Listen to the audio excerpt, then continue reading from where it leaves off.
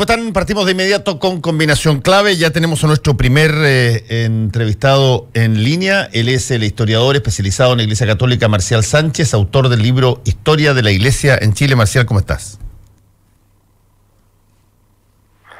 ¿Al Marcial? ¿Aló? Marcial, ¿me escuchas? Sí, yo te escucho. ¿Tú me escuchas a mí? Perfectamente. ¿Cómo estás? ¿Bien? Bien, pues bien. Muy buen día. Con harto frío nomás. Sí, hay harto frío y corren harto frío por los corredores de las congregaciones y la iglesia y la conferencia episcopal, así que me gustaría saber... Se están apagando algunas luces. Se están apagando algunas luces y espero yo que las que se prendan en reemplazos tengan algo más de renovación. Así es, iluminen bastante, mucho más, Entonces, cuéntanos un poquitito, ¿cómo viste esta primera oleada de despidos o de aceptaciones de renuncias, para ponerlo en forma más suavecita? Mira, la verdad que las aceptaciones de las renuncias que se dieron eran bastante predecibles. Sí. Eran predecibles porque tenemos dos personas que se les acepta su renuncia por temas de edad, que es Caro y Duarte. Y también Barros, que obviamente era la primera persona que iba a salir. Y digo obviamente porque había sido el que había estado en el ojo del huracán.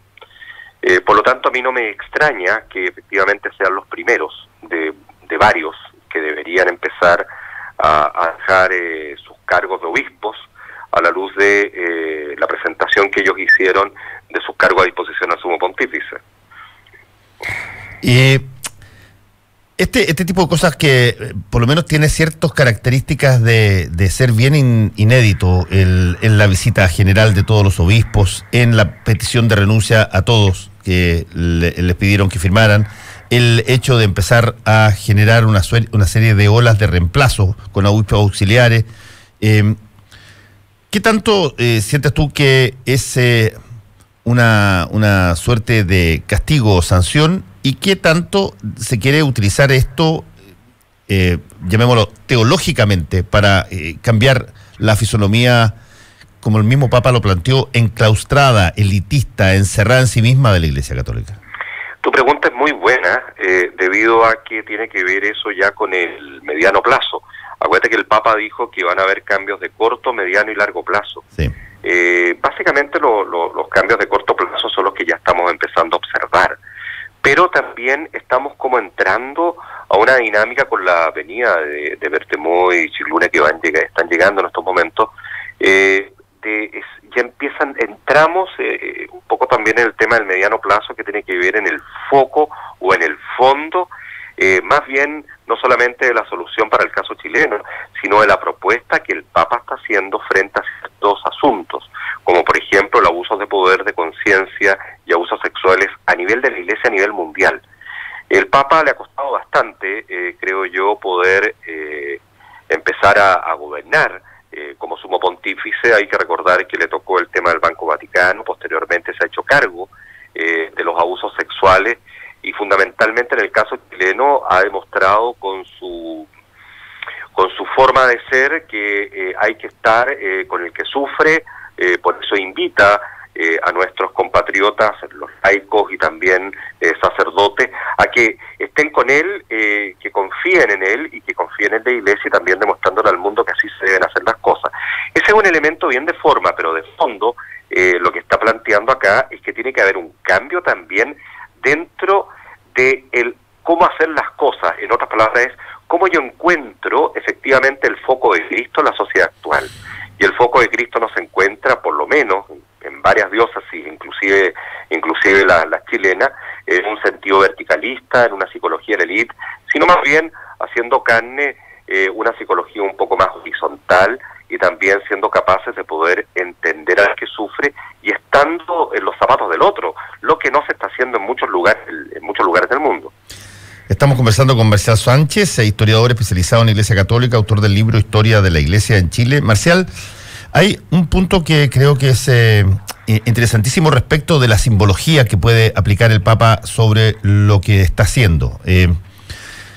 Hay voces, entre las cuales me cuento, que creo que está todo dado, todo perfectamente alineado para que puedan darse ciertas características en los nombramientos de los nuevos obispos que no sean típicos. Por ejemplo, creo que Jaime Escobar, que tiene una publicación católica hace mucho tiempo, trasuntó la posibilidad que el provincial de los franciscanos pudiera asumir el arzobispado de Santiago. Ahora, eso tiene algo que ver con él propiamente tal, pero en términos simbólicos, básicamente sería la primera vez en, creo yo, décadas, que un sacerdote llegara directamente a arzobispo y no fuera un obispo de otra diócesis, de otro lugar que el que llegara a Santiago.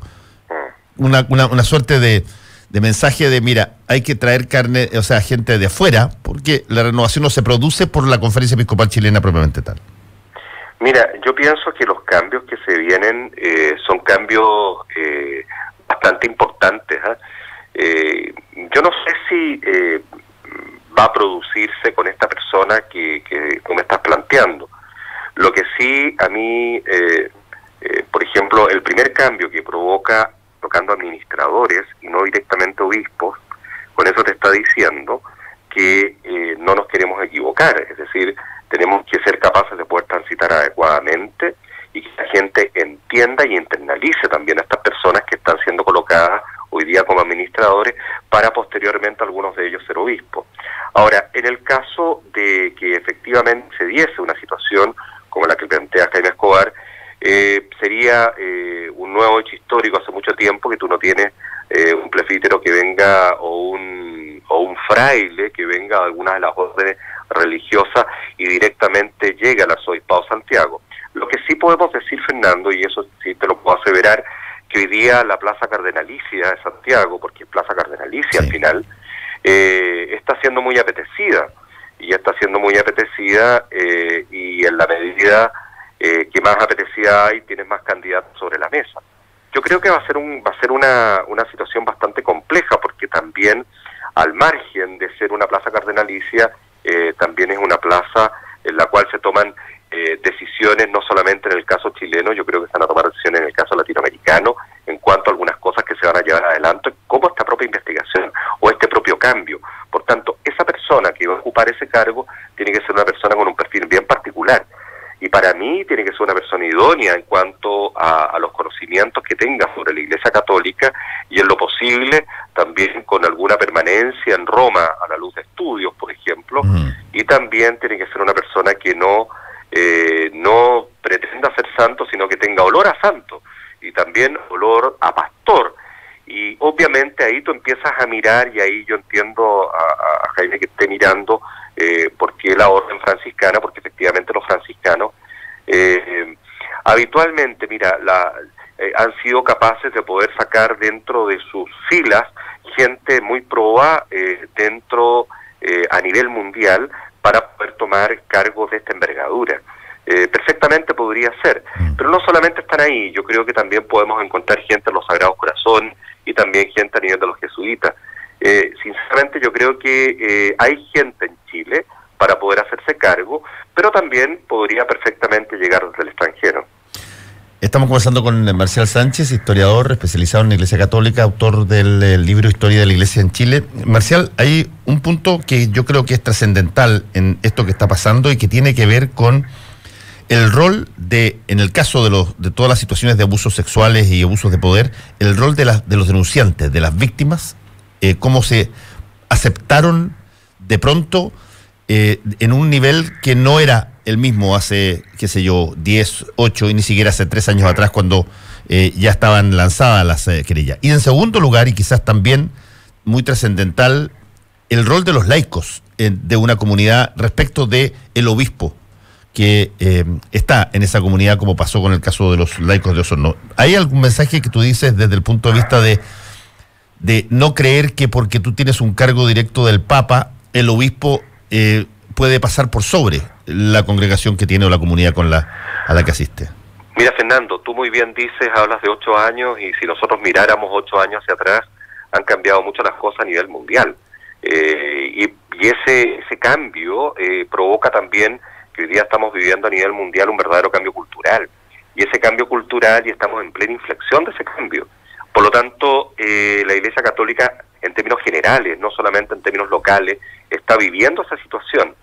Y te lo digo por el caso de Irlanda, por el caso de Boston, por otros casos que se han ido saltando, y también por el mismo caso italiano. Nunca se había visto, por ejemplo, hace un tiempo atrás, un par de años, si no me equivoco, un año atrás, en donde, por ejemplo, había afiches en contra del Papa, ¿de acuerdo? O que hoy día hubieran 250 obispos que dijesen que no están de acuerdo con el Papa y ponen una carta en donde dan cuenta de esa situación, o que tengas una Alemania que en estos momentos tienes dividido, unos que son muy a favor del Papa y otros que están en contra, pero en términos teológicos. O, por ejemplo, tengas hoy día una África que es más bien conservadora. Por lo tanto, tú tienes un escenario general bastante amplio. Y ahí es donde los chilenos, de alguna u otra forma, hemos sido receptáculos de ese escenario y hemos vivido nuestro propio proceso interno, que estamos en plena efervescencia viviéndolo. Y la Iglesia también ha recibido este embate muy fuerte en base, y voy a partir por el rol de los laicos, en donde efectivamente los laicos han empezado tomando un protagonismo, pero realmente importante, y no solamente el caso de Osorno. Pero Osorno es como la mirada, todos miran Osorno, pero hay otras diócesis en donde ya los laicos estaban empezando a tomar mayor protagonismo, o estaban de alguna u otra forma pidiendo mayor protagonismo.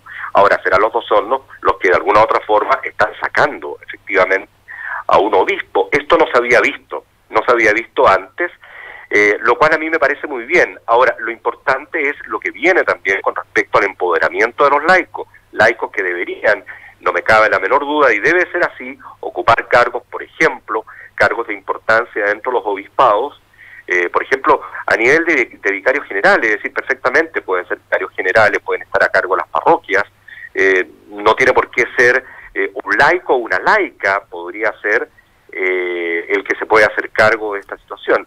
Y también tiene que ver con las víctimas. Mira, en estos momentos estamos en un Chile en donde la gente está diciendo las cosas, la gente no es que no tenga miedo o ya se ha perdido el miedo, no, estamos en una nueva etapa, en donde las personas consideran que el nivel de transparencia tiene que ser lo suficientemente claro para poder buscar la verdad desde la propia intimidad. Y ahí es donde aparecen los abusados de poder, los abusados de conciencia y los abusados sexuales, que de alguna otra forma están diciendo, en algún momento ellos buscan efectivamente el momento, cuándo y con quién poder contar su dolor, que es un dolor que lo han llevado por años algunos, y que efectivamente, y yo sinceramente creo que este proceso es muy renovador en eso, y también muy alentador de un Chile que de alguna u otra forma tenga que mirar con los ojos, no sé, muy hacia adelante, sí, y no mirando hacia abajo con autoridades que, no sé, me recuerdan un régimen que ya dejamos muy atrás, pero lamentablemente quedan estas instituciones que de alguna otra forma hay que empezar no a remozarlas, sino a cambiarlas. Y el Papa, el sumo pontífice, está muy encima de cómo se va a ir provocando este cambio, Fernando. Sí, estamos conversando con Marcial Sánchez, historiador especializado en la Iglesia Católica y autor del libro Historia de la Iglesia en Chile. Ayer en la noche conversé en Última Mirada con el decano de la Facultad de Teología de la Universidad Católica, Joaquín Silva, que todo el consejo académico de esa facultad le envió una carta al Papa bien dura respecto de una serie de problemas de abusos de poder y de autoridad en torno a la enseñanza de teología o las cosas que se podían hacer. Hay dos situaciones bastante particulares ahí, una que se conoció, otra que se conoció menos, la de el sacerdote Jorge Costa Duat, que en un momento dado aparentemente hubo reparos para que él pudiera ejercer su cátedra ahí, y está la de Mike Factren, que también fue apartado de las causas. Incluso él tiene un juicio contra el decanato de teología.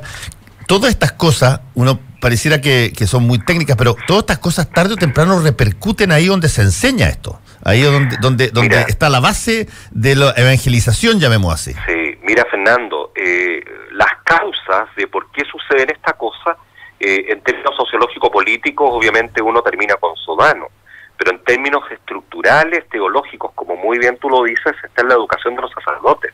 Exacto. Si tú no educas adecuadamente a una persona, obviamente esa persona no va a poder ejercer su función como corresponde. Y en el caso de la formación de los sacerdotes, la Facultad de Teología de la Pontificia Universidad Católica, de la Católica de Valparaíso y los seminarios, en estos momentos son el primer problema. Mira, yo creo que lo que está haciendo Joaquín Silva, que hoy día es el decano de la Facultad de Teología, hoy día, claro, manda una carta al Papa muy dura, pero hay que recordar también que Joaquín lleva bastante tiempo ahí, ¿de acuerdo? Y efectivamente él ha sido portavoz de muchas cosas, y también él estaba cuando sale Costa Duarte. Por lo tanto, yo creo que ahí esta cosa del abuso de poder es que efectivamente la Facultad de Teología es una facultad que depende del Arzobispado de Santiago, obviamente por la tuición del rectorado de la Universidad Católica, pero dentro de la propia facultad han habido problemas muy graves. Me tocó a mí hacer clase en esa universidad, en esa facultad en el 2011, y dejé de hacer clase más o menos en la misma época, un semestre antes que la persona que nombraste ahora tú, ¿cuándo se llama? Mike Van Treck. Claro, un semestre antes yo dejé, por lo tanto conozco un poco la realidad. Estuve 3 años ahí, 2 años y medio haciendo clase en este último periodo. Conozco la realidad y efectivamente es así como la plantean. Por lo tanto, yo soy un convencido que esa facultad tiene que ser intervenida. Y ojo con lo que estoy diciendo. No estoy diciendo que hay que sacar la facultad, no, tiene que ser intervenida, y tiene que ser intervenida en términos positivos. Yo creo que la facultad en estos momentos tiene excelentes profesores, pero también pueden ser mucho mejores los profesores en cuanto a la función que ejercen. O también pueden llegar más laicos, pueden llegar a más laicas a hacer clases a esa universidad, fundamentalmente a esa facultad, y también se pueden revisar los programas. Esa intervención, yo creo que el próximo arzobispo de Santiago tiene que hacerla, sí o sí. Es decir, no puede hacerse el leso. ¿Y por qué no puede hacerse el leso? Porque hoy día el propio Joaquín lo está planteando, que es el decano, hay muchos problemas internamente, siendo que él ha tenido que tomar muchas veces decisiones a petición de otros, ¿de acuerdo? Eso se llama abuso de poder, ¿de acuerdo? Y tiene que hacerlo, señor. Yo creo que por las características, yo conociendo muy bien a Joaquín, él le tiene que haber costado algunas decisiones que tuvo que haber tomado en el último tiempo. Ahora, yo entiendo la salida de Costa Duarte, porque efectivamente es una salida que es pedida directamente por el Arzobispado de Santiago, ¿ya? No necesariamente por la facultad, más aún él continúa haciendo investigación, y me tocó muchas veces conversar con él, y él continuó haciendo investigación, y yo lo encontré absolutamente injusto, de acuerdo a la gente y también los estudiantes, y nosotros los profesores consideramos que había sido muy injusto esto. Lo mismo que pasa con los otros casos, no solamente este que tú mencionaste, que hoy día tiene un juicio con respecto a la universidad, sino hay otros casos que de alguna u otra forma nos hemos ido yendo también porque nos dábamos cuenta que esa facultad estaba absolutamente fagocitaria, estaba hacia adentro, ¿ya? Y no tenía una mirada hacia la realidad de lo que estaba sucediendo fuera, y que los chiquillos que se estaban formando faltaban muchos elementos. Por ejemplo, te digo una sola cosa, no sé, qué les pasa en psicología, la historia de la iglesia en Chile la pasaban en paralelo con la historia de la iglesia en América Latina. Imagínate hoy día un sacerdote chileno que no entienda la historia de la iglesia en Chile, y por qué tú estás conversando conmigo, ¿cómo va a poder ver dónde están las causas de los problemas y cómo se pueden provocar los cambios de aquí al futuro? Es imposible, sí, ¿de acuerdo? Entonces eso obviamente que hay que variarlo. Ahora, ¿cómo, por ejemplo, en el marco de un centro donde se enseña justamente, se traspasa el conocimiento que los sacerdotes y posteriores obispos van a transmitir a su feligresía, van a convocar, a comunicar, van a hacer toda la cosa evangélica, pastoral en torno a ello? ¿Cómo, por ejemplo, asumen situaciones como el movimiento feminista, la necesidad de que la mujer se abra? Tú mencionaste laicas y laicos para que puedan hacer. Hay teólogas, y yo he visto varias que están saliendo en los medios en estos momentos, al mismo que tú, como fuentes importantes. Fundamentalmente son dos, sí, las que sí, fundamentalmente son dos. Pero eso es una novedad, pero ¿son, qué sé yo, en negritas de Harvard o es algo que se asume también en las aulas y en las salas de clase académicas? No, yo pienso, mira Fernando, qué buena tu pregunta, porque es una pregunta bien de fondo. Yo creo que hoy día no se asume nada. Hoy día tú estás en la cresta de la ola del huracán, es decir, ahí, arriba, ¿de acuerdo? Ya. Hoy día no se asume absolutamente nada. Yo creo que la misión que tú tendrías que ser un verdadero dron, tendrías que levantarte y mirar lo que está sucediendo en esa facultad, y no solamente, sino en la propia Universidad Católica, en términos generales. Por ejemplo, lo que significa un movimiento feminista como nosotros lo estamos viviendo, porque también se está viviendo en otros países, lo encuentro en lo personal muy interesante y muy de acuerdo con respecto a muchas de las peticiones. Ahora, que tienen que ver básicamente con la inserción del mundo de la mujer en las tomas de decisiones y la inserción del mundo de la mujer también en una sociedad más igualitaria, lo cual yo estoy absolutamente de acuerdo. ¿Cómo lo asume una facultad de teología? Bueno, lo asume primero siendo capaces de poder entender lo que significa la mujer dentro de la problemática teológica, y no necesariamente como profesora, sino dentro de la problemática teológica de estudio, ¿ya? Y es mucho más rico, ¿de acuerdo?, de lo que uno cree.